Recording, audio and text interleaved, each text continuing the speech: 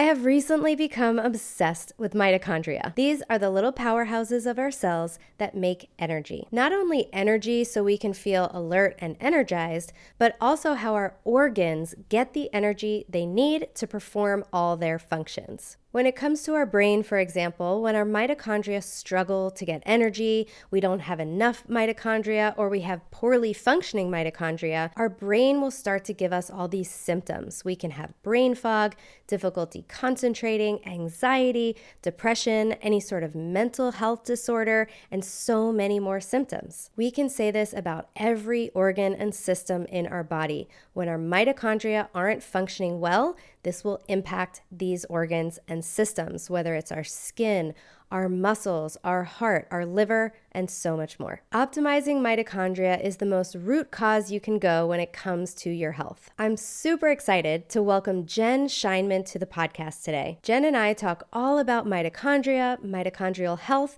and this incredible process called mitophagy. With mitophagy, this is where all the underfunctioning and defective mitochondria are cleared out of the cell so that we can make space for better functioning mitochondria to make more energy. I am fascinated by this topic, and I hope you are too.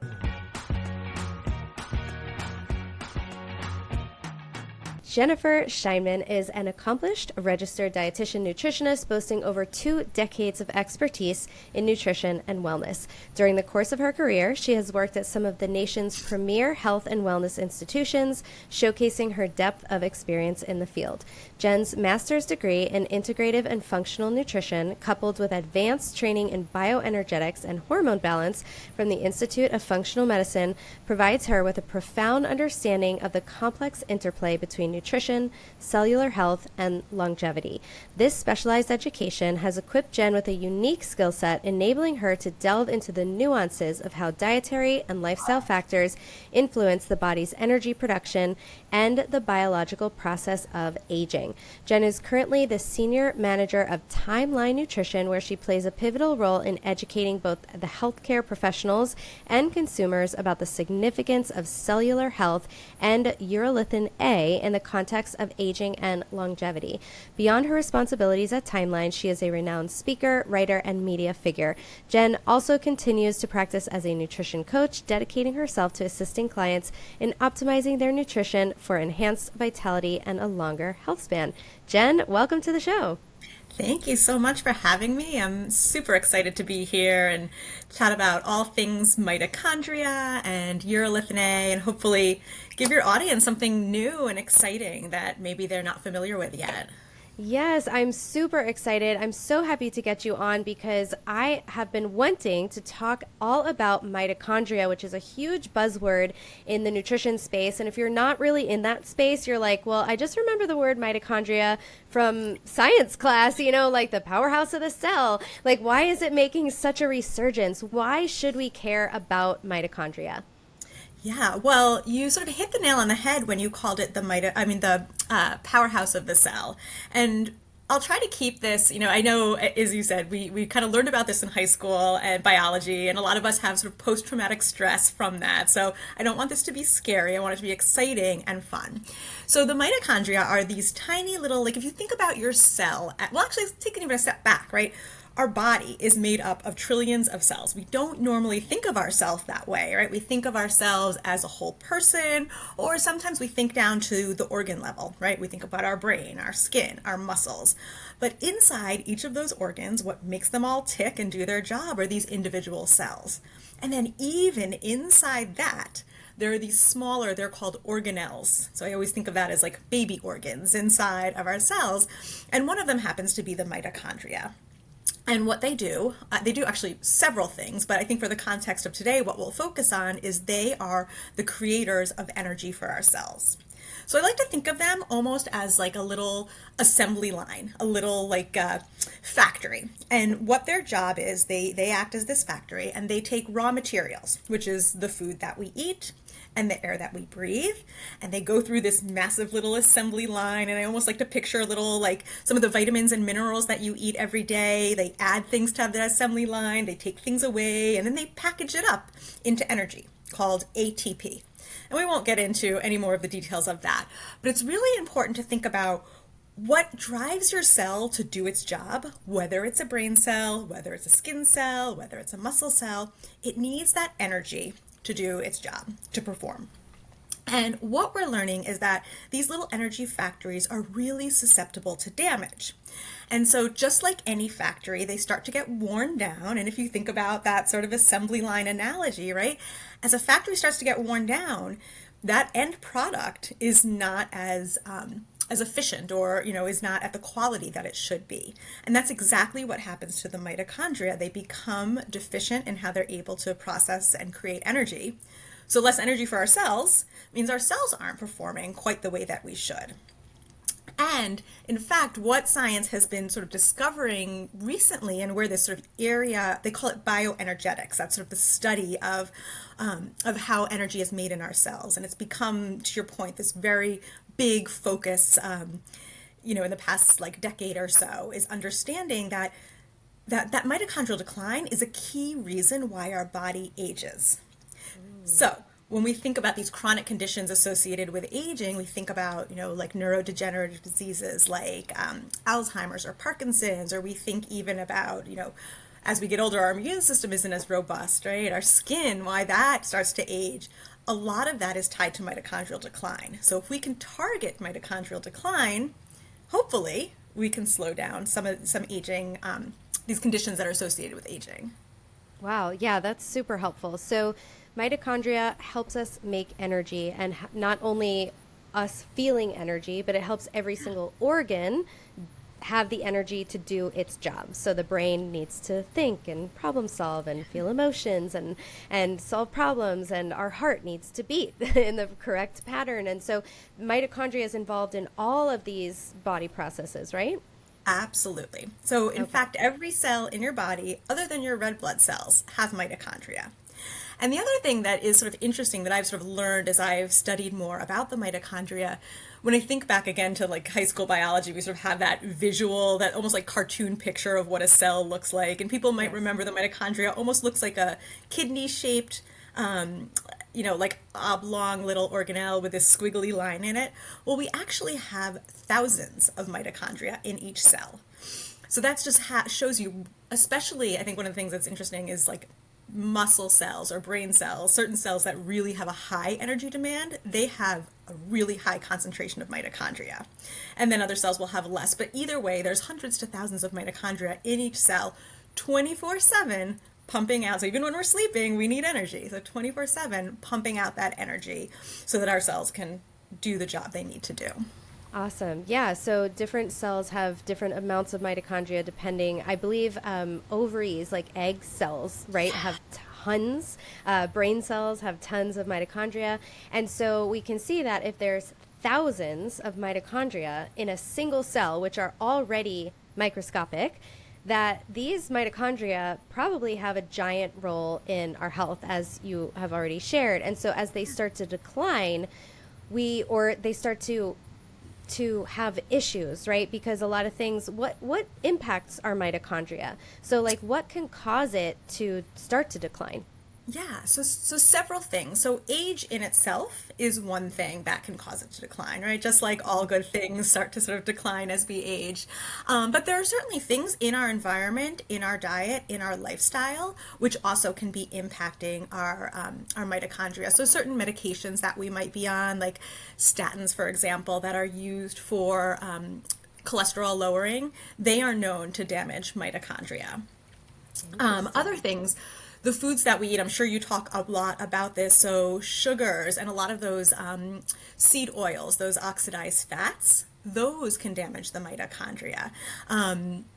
Not having a lot of antioxidants in your diet can cause mitochondrial decline, because the mitochondria, it just sort of in the process of them doing their job, they actually send off free radicals. That's just an unfortunate side effect of them doing their job. So just by the nature of them being factories, they're susceptible to decline. And so we need to have a high antioxidant diet to help fight some of that free radical damage.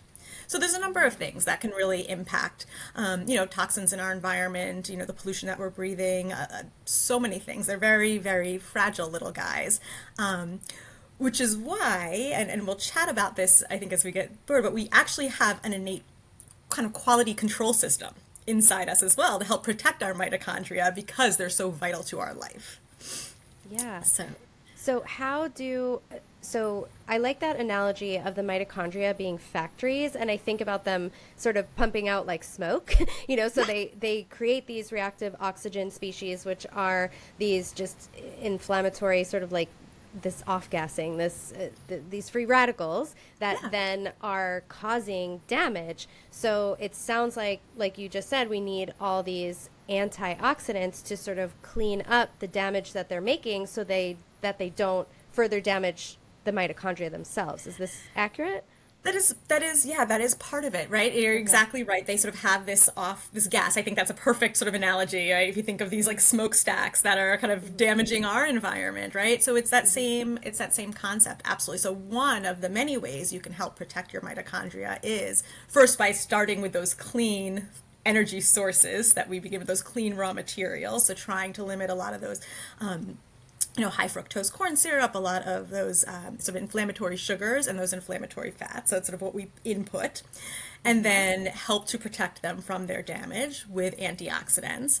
And then this sort of like what I was talking about, this quality control, we can actually rev up this quality control process through diet, exercise, and targeted nutrients as well. So I can share a little bit more about Yeah, that. please share about this control that we have, the quality Yeah. control. So I don't know if you and your audience, I'm sure you are familiar with sort of autophagy, right? Fasting has become really popular. And so that term autophagy has become really sort of much more well known in the general public and not just sort of in the healthcare community. And that's this recycling of cells.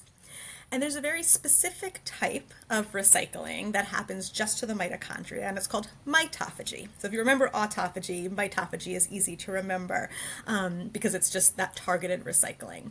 And so as I said, our body has evolved to have this process where as our mitochondria become damaged, we can, again, if we're thinking about that factory, right?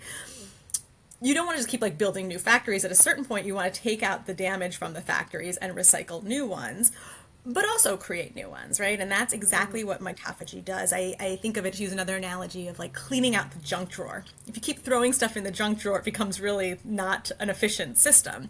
But once you remove the junk that you're not actually using, you can put stuff in there, it can be organized, it can be a much more efficient process. And that's exactly what mitophagy is. Removes the damaged mitochondria that are causing damage to other mitochondria through that gaseous offshooting you were talking about. And then we can build new ones that work better and give our cells more energy. Right, that makes sense that you wouldn't want, like, if we have a whole like factory line to stick with this analogy, we have like a bunch of different workers inside of a factory. It makes sense that we don't want ones that aren't performing or that are broken or sick or diseased or problematic, and we want to get rid of those instead of just only adding more. Like, of course we need to add more, we need to keep those numbers up in order to perform that, to keep getting the energy that we need.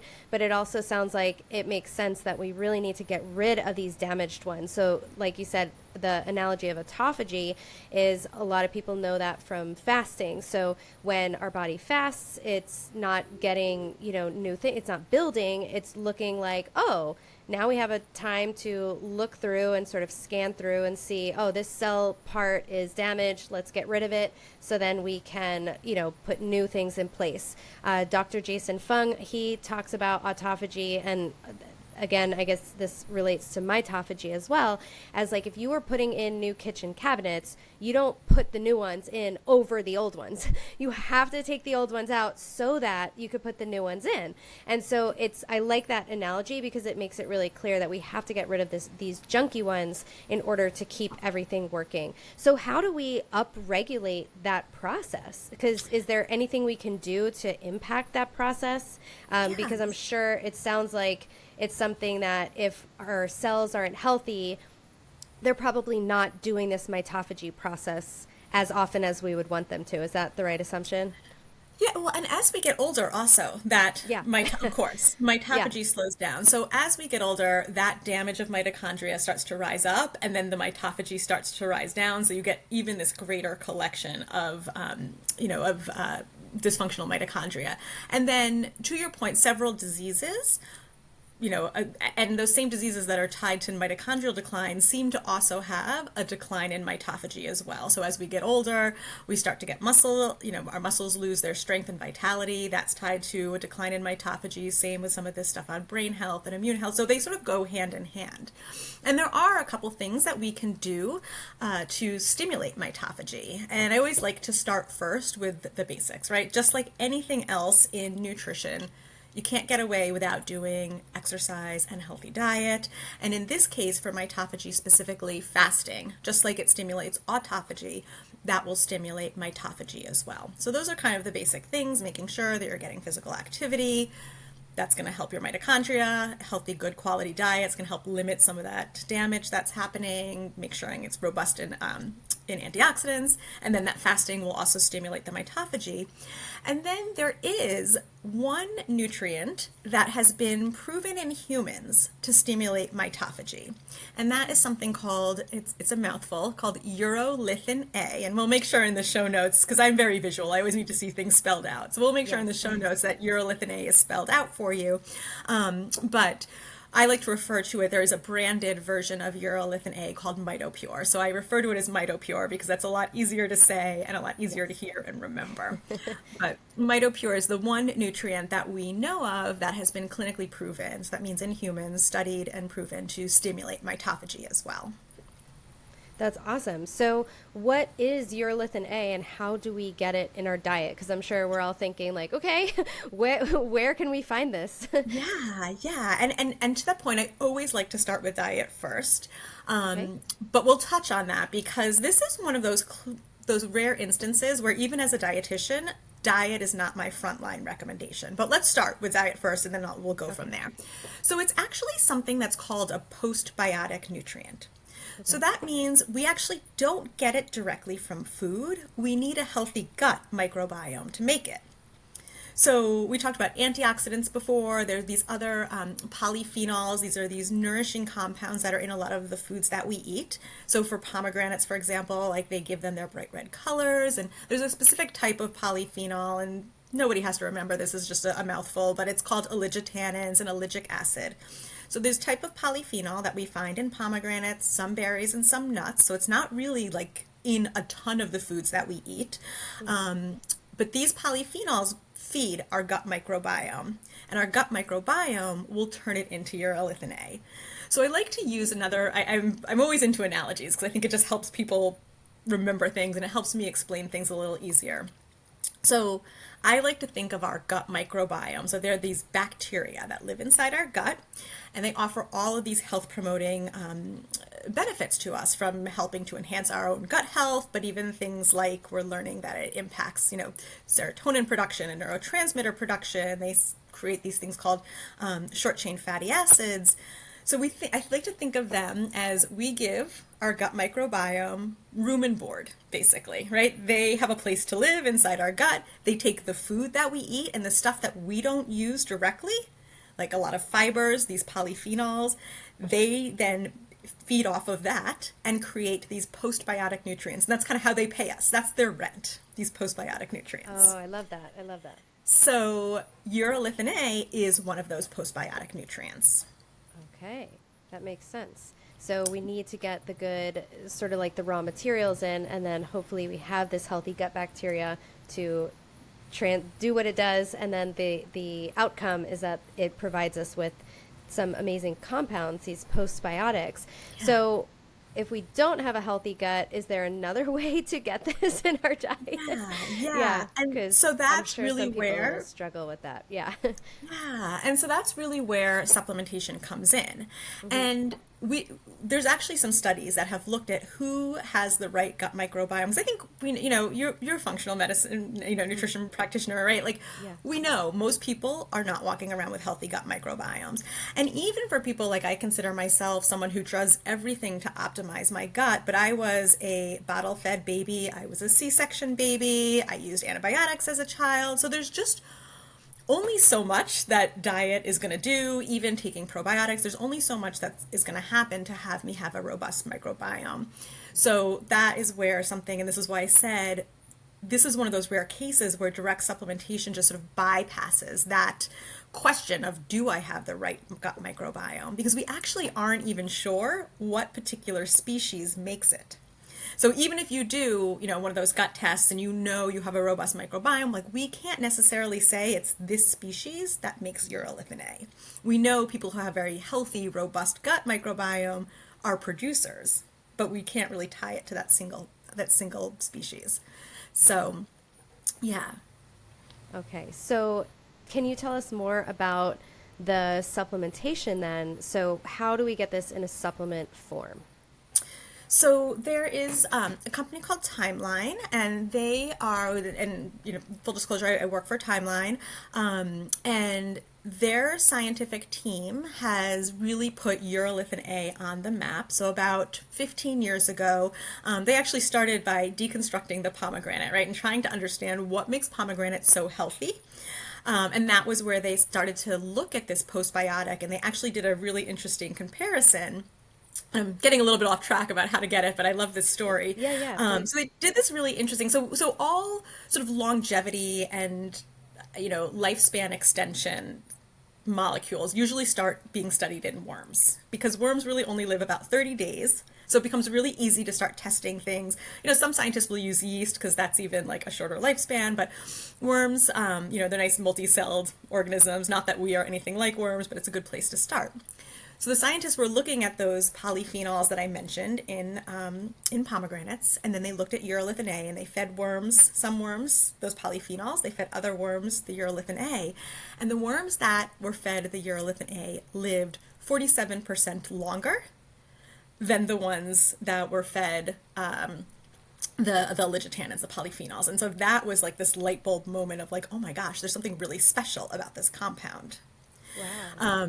And that was really what had the founders of our parent company start really studying and looking at this molecule, understanding that it's a postbiotic, that most of us don't make it, and formulating a supplement form of it so that people can actually take it orally through a supplement, and reap the benefits of it without having to rely on diet. Yeah, and without having to eat loads of pomegranates and spike our blood sugar, because I'm sure how many pomegranates do you need to equal one of the supplements? Is that something they've studied? Actually it is, yes. Okay. And you would need to drink, it's worse than eating pomegranates. You'd actually have to drink 6 cups of pomegranate juice a day to get the equivalent of 1 dose of Mitopure. Wow, that would be Yeah. a blood sugar disaster. Like, as as healthy as pomegranates are, we can't be drinking 6 glasses of juice a day. No. That would be a nightmare. So that is, wow, what a phenomenal benefit there. Yeah. Yeah. I think as nutritionists, right, there's no way either of us is going to recommend somebody drinking 6 cups of pomegranate juice. The damage that probably would do to your metabolism and like your whole metabolic health is far worse than the benefits that you would probably get from 100%. getting the urolithin A. So Wow, yeah, that's true. It's going to totally undo any of the damage that, like, it would totally outweigh the benefits that you'd be getting. So, for sure. yeah, so yeah, keep telling us a little bit more about like what, Mitopure urolithin A can do for us, and what's helpful about it. Yeah. So, one of the things that drew me to working with Timeline. So I actually started with them as a consultant, and I actually wanted to join the team because the science that they have done is such a high level quality of science. Like, there's so many supplements out there. I'm sure your audience gets bombarded with, and that's why they listen to somebody like you, right? Is they're being bombarded every day on, Facebook and Instagram and TikTok with like all of these supplements, and there's no good science behind a lot of them, right? Mm-hmm. And so the science that's happened behind Mitopure is so incredible, and it's published in really high quality medical journals. So anyone who likes to sort of really nerd out on the science, I can, link to in the show notes to all of that as well. But they really wanted to, our science team, so even before we had a product, they did about 15 years of research, really understanding the safety and efficacy of urolithin A. And then once they knew that this was, past just that it's great in worms, right? Like, how does this work in humans? That was really what contributed them to creating this product, this supplement. So the two studies that I think are really sort of most important to talk about that are done in clinical settings in humans looked at muscle strength and muscle endurance.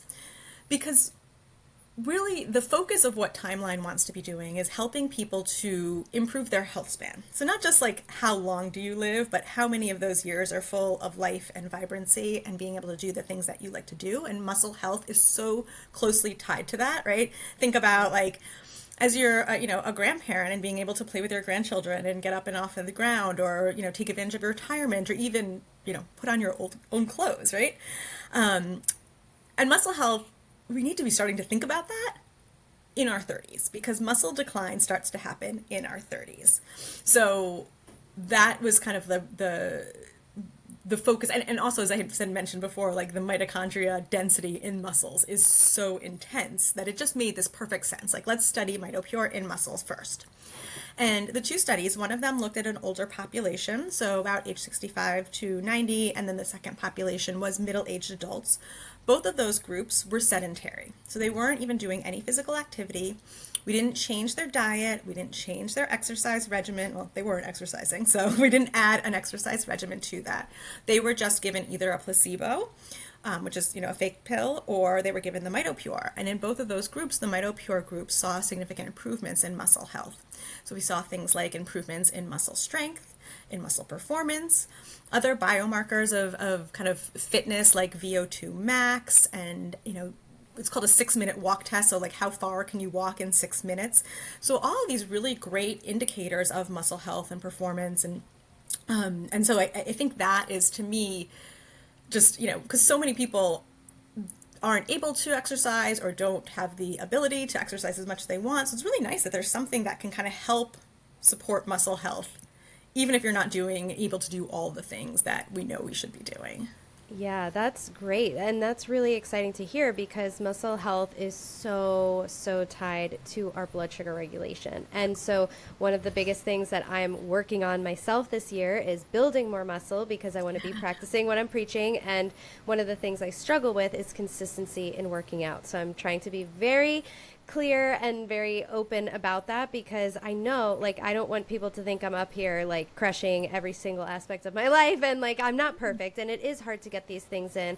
And I think that it's really helpful to know that there are, like, there's different supplements to help preserve that, because even if like I was sick last week, I'm still fighting something off.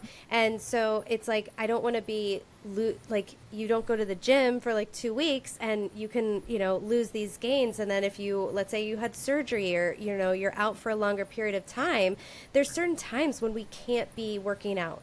And so I think it's really helpful to continue to focus on muscle health, because of its importance for, like you said, healthy aging, and then its impact on our metabolic health. We know that the more muscles we have, the better blood sugar regulation we'll have, and overall it contributes to just more energy and vitality overall. So that's really, really exciting news to hear.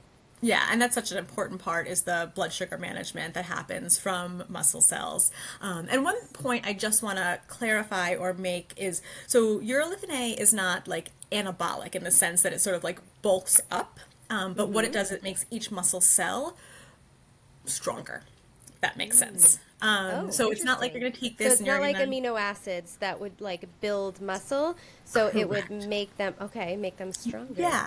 Yeah. And, I mean, I sort of suspect, right, if we did longer studies, so our longest study was 4 months. And so it made people stronger, or made people be able to exercise longer, right, do that, 6-minute walk test. So my suspicion is that if we did a much longer study, we would start to see increases in muscle mass, because it just makes sense, right? If you're able to work out, lift more, work out longer, you're going to build more muscle, but we just haven't studied that. So that's just, like I said, sort of my suspicion. But again, if you think about like that muscle cell has thousands of little factories in it, and we're able to help renew those factories, then yeah, those muscle cells are going to work better for you. Yeah, I would love to see future research even showing like what happens when people are working out with it, like all sorts of, I feel like there's all sorts of potential applications. So. Yeah, we actually just finished a study, and as soon as that's published, I promise I will share that with you, and we're getting there. But we actually studied, because that was one of the things we wanted to know. We've sort of demonstrated that in sedentary people, kind of like your average American, that it works. But what about the people who are already doing a lot of the things? And so we did a study out of Australia, actually, with a sort of world-renowned sports dietitian researcher and her team, and we looked at Olympic-trained endurance athletes. And they went to a training camp where all their exercise and all their food is controlled for, and they were given MitoPure, again, or placebo. And the preliminary data that we're seeing is very positive, especially around, and this is something I think that's really cool for your audience as well, around muscle recovery. That's one of the things that I noticed myself, and a lot of our customers are saying, is that they're not sore after a workout anymore. So when you do have those days that you skip the gym, or you're pushing yourself maybe a little bit harder, or you're just getting back into working out after a long time, or you've never worked out but you were kind of afraid of that muscle soreness, it really helps to ameliorate that. And so I think that's another great benefit for people who are looking to kind of up their activity level. That's interesting that you say that, because I recently I got a Carol bike and I started working out on my Carol bike, and I'm doing these like intense sessions, and I have been starting to supplement with Timeline for for almost a month now. And I know that I'm not supposed to expect to see, any benefits right away, but I will tell you, I was so shocked at for how long I had taken off, that I'm like, I'm not really that sore. I'm like, maybe I'm not working that hard, but no, it's from that. So that's really exciting, because that first soreness when you first get back to it is really intimidating. So So I noticed a intimidating. huge difference. So I'm glad that it wasn't just in my head. Yeah, no, I Yeah. don't think it was. And even, I think you bring up a good point that it takes some time to work. And I think that's important for people to know is what the timeline is. So Yeah. one of the Timeline of first time. studies that we did, with the timeline of timeline is, yeah. So one of the first studies that we actually did was, these were muscle biopsy studies where we looked then at muscle tissue, and looked at mitochondrial gene expression. And so we see that turnover happen at a month. So it's not unheard of that you would feel something at 1 month, but it's not necessarily the norm or the exception. Like, people sort of feel things at different times, but we do know that at the 1 month mark, we are seeing that mitophagy happen. And then our clinical trials, we saw things, benefits at 2 months, and then again at 4 months. So it is definitely something to stick with for a little bit, not just give it 1 month and say this isn't doing anything. But we do definitely hear customers that are saying that they feel things earlier. Yeah. So yeah. Okay, that's good to know. Yeah, I'm actually in the middle of reading this book by Dr. Chris Palmer called Brain Energy. And so I've been very increasingly interested in mitochondria, because it is really just if we're talking about root causes, and the getting down to the root of how everything in your body functions, it really is coming down to my mitochondria. And it's just so crazy how far reaching the effects of poor mitochondrial health are. So I mean, I know we talked about some at the beginning, and we talked about some of those sort of later stage things with aging and Alzheimer's and things like that. But I mean, even just little things like brain fog, or difficulty concentrating, or anxiety, depression, not feeling like you have enough energy, just feeling like you need another cup of coffee, feeling like you need a little pick-me-up snack. And all of those things can be tied to poor mitochondrial health. So, I mean, and beyond, literally everything. And, in Chris Palmer's book, he's saying that every single psychiatric disorder, every mental health disorder Yeah. is related to poor, the brain struggling to get energy, and this is driven by the mitochondria and our metabolism. And so it's the same thing with all these other issues. We talked about the heart, and we talked about muscles and how it's showing up. So the other thing that that mitochondria can impact is our skin. So can you talk more about that? Like we talked about muscles, we talked about the brain, but like skin as well. Like this is Yeah. it's getting crazy. Yeah, it is getting crazy, and it's funny because I almost like get hesitant sometimes because it almost sounds like this like unicorn thing, right? Like it's like, wow, once we fix this, it does this, this, and this. But when we take it that step back and again remember that those mitochondria are in every cell in our body, giving those cells the energy for them to do their job. It doesn't matter whether it's a skin cell, a brain cell, an ovary cell, which you had mentioned before, which again, side note, that is the woman's fastest aging organ, and it is also tied to mitochondrial decline. And we have some preclinical trials looking, which I'm hoping will be in clinical trials soon. But I think, for any, women that are thinking about fertility as well, there are studies ongoing looking about enhancing mitophagy and mitochondrial decline and how that might potentially extend reproductive aging. So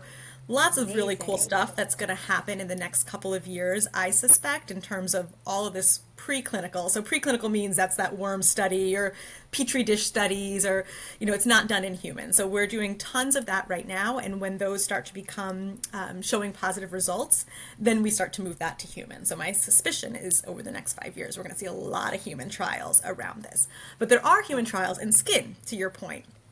So skin is one of the first, probably other than like our aching backs and knees, right? This is also one of the first areas where we start to see aging happen, right? We look in the mirror, we start to notice those fine lines, we start to notice discoloration. And again, our skin is an organ. We don't always think of it that way, right? We just think of it much more as this like, our external, like how we look, and we don't put much thought into it, but our skin plays a number of roles. It's our defense against, bacteria and the environment. It helps to regulate our temperature. It's part of our immune system. Sweat comes from it. So it's an organ with a lot of jobs. And it, just like every other organ in our body, it starts to age, and part of that aging comes from both a decline in mitophagy and a decline in mitochondrial function. So urolithin A is one of those nutrients, think like vitamin C, right? You eat it and it does wonders for you, but your skin cells can also absorb it topically. And urolithin A, while the way it works is different, it's that same way. You can eat it, but you can also apply it topically, and it directly will target mitophagy in your skin cells. And we've done, again, these very high quality gold standard studies, which most of the skin industry, just like the supplement industry, I think the skin industry is even worse than the supplement industry in terms of the claims that they make. And we've done studies that are really high elevated that, you would see on like a prescription type of skin product. And again, through biopsies, we're showing that mitophagy is enhanced. And so you then have more healthy mitochondria. So your skin's essentially acting in a more youthful way. And so that means better collagen production. So who doesn't want that? And so that sort of results in and we see this in 2 weeks, we start to see visible reduction in fine lines and wrinkles. And then at the 8-week mark, those are significant reductions. And then the other thing that we see, which I think is really important, is that our skin cells are more resilient to the damaging effects of the sun. So the number one thing that drives skin aging is not necessarily that mitochondrial decline and those, sort of biology of aging. It's actually all the damage that's happening from our sun. So urolithin A can't be used as a sunblock. You still have to protect your skin from that. But our skin is still getting damaged from the sun, even with sunblock, right? And so it's making the skin cells much more resilient to that. So it's working on sort of both that internal factors of aging and the external factors of aging. And so Timeline also does sell a skin line as well, with 3 products that are also beautiful, very effective, and also very safe and gentle. That's another thing that we've studied, is the sort of safety of it and the gentleness of it, especially as compared to like retinols or some of these other active ingredients that people are using that can be really irritating on the skin. Yeah, I tried some of the sample packets and Okay. I am obsessed. Like I need to buy the full size bottles because just the feel of it, and I noticed, I mean, I only used it for a couple of days because that's all I had in the packet, Yeah. and I noticed a huge improvement. I was like, I need to upgrade because I'm almost 38 and I'm at that stage where it's like, okay, the aging is visible, it's happening, and it's only just going to get faster from here. Like my early 30s, I'm like, oh, my skin is great. And now I'm just like, oh my gosh, I have to preserve. Like, and that's the thing that I learned from my good friend, Natalie Nidham, who's a big fan of Timeline and all these things. That's who I heard about you guys from. She recommended you. Is that Nat talks about you can't really go backwards very much. You can more like preserve what you have. So you don't, I mean, you can maybe go backwards like a tiny bit, but not really. So like you really want to preserve everything that you have on your skin. Yeah. So for me in my late 30s, I'm like, okay, this is the time. Like there's never been a better time for me to do this. Yeah, I mean, I'm 48, and so there's definitely the things I wish I knew back then. And I've spent a lot of time on my skin. It's funny that I started working with Timeline before we had a skin product, and I love nutrition, obviously, that's my job, but my second favorite thing to do is like skincare. And when we were coming up with a skin product, I was like, oh my God, it's like the angels from above are giving me all my favorite things. And I will say, these products, like I've actually cut down as a 48-year-old woman, I've cut down on the other products that I'm using because these are so effective, and I just wasn't seeing results with some of the other stuff because again, it's like you get swayed and you see like, your Instagram influencer who's got gorgeous skin, but is also like using a filter, and you buy what they say and you're like, this didn't do anything. And so I really use a very few products, but I use the Timeline products. And my mom also, I wish I had taken a before and after picture of my mom because she's 76. And Mom, if you're listening, sorry, I just told everybody your age, but her skin looks incredible. Like I have noticed such a difference in her skin. It's just like the glow and the health, and a lot of those fine lines are definitely diminished. And so I totally agree with Nat. Like you want to start early because then you need less interventions as you get older. But even if you are in a bit of an older crowd, I think that there's still a benefit to trying it and adding it. And to your point, they just are really luxurious feeling. There's no dyes or fragrances. All of the Timeline products, I should mention, we're really focused on cleanliness, right? Like, we want anything you're putting in or on your body to not have any junk, to not have any fillers. So our skin line, we use an app called Yuka, like almost like that tubery vegetable, Yuka. It's so we're Swiss-based. So it's a more used in Europe than it is in the US, but it's kind of like the environmental working group Skin Deep, if people are familiar with that, for skin cleanliness products. And so we have like a really outstanding Yuka score. And then our nutrition products are all FDA GRAS certified. They are NFS for sport and Clean Label project as well. So really pure in terms of all the other things that are in there. They have anything else that's in there has a very distinct purpose and is also very clean and pure. So, yeah. Awesome. I love that. So you said we have the skincare line, which I need to stock up. There's capsules, there's like pills that you can take, supplements, and then there's a packet, which the packet, and I'll let you explain it, but I just wanted to share that I loved with this, like the powder, that it didn't taste like artificial stuff. So just like what you're saying, it tasted like pomegranate but not sweet. It was like it had like a nice natural flavor, and it was so refreshing because I've tried so many different things and it's like powder, it's like of course it's sweetened with stevia and some sort of flavoring, and it feels unnatural, and this was like super natural tasting, and it was very refreshing. Yeah, I mean, that's because that's all that's in it really is so the urolithin doesn't have a taste at all, which makes it and it's also a really stable molecule. So it lends itself to be put in a couple of different things. So we have, and we really want to make products that people are going to use, right? I don't know if you're guilty of this, but like, I have like a cabinet full of, supplements that like just sit there and I end up not using them, right? And we don't want to be on anybody's shelf. We want to be in people's bodies we can't do any good on the shelf. So the nutrition line, there's two different ways that you can take it. So 2 capsules would be 500 milligrams. That's the dose. So 2 soft gel capsules, and they're a little bit on the bigger side. So like I think of them as kind of like a fish oil size. And so some people don't like those big pills or just are either taking so many supplements or don't want to take anything. So we have a food-based approach, which is those packets, and it's a berry flavored, pomegranate berry flavored powder. And the reason it tastes so natural is because if you look at the ingredients, there's no added sugar or artificial sugar. So there's no stevia or even monk fruit or xylitol. So it's tart. So just to be warned, it's a tart flavor. So it's really just like dehydrated, berry powder and pomegranate powder and the urolithin A. So it's delicious in like, I put it into plain yogurt or a smoothie. You can even put it in like oatmeal, chia pudding, kind of depends, what your favorite method is. It needs a little fat and viscosity to really dissolve. So I wouldn't suggest putting the powder in water because it kind of just like clumps. We've been sort of working on reformulating it so it could be a little more, something that could dissolve a little bit more easily. But right now it's not great for water.